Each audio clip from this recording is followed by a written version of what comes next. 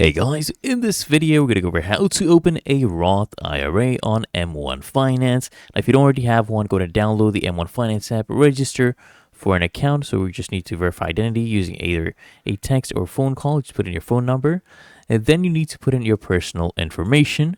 Click here and continue, and choose whether if any of these apply. Now we need to basically fund our account. Okay, so you can basically securely log in with Plaid and connect your bank account.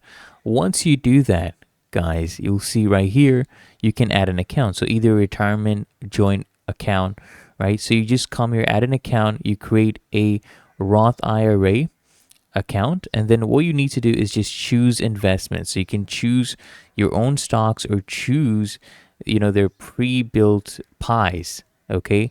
And you can allocate what percentage you want each stock to be, and you can even edit these as per your needs, or you can choose from their expert pies that they have pre-made.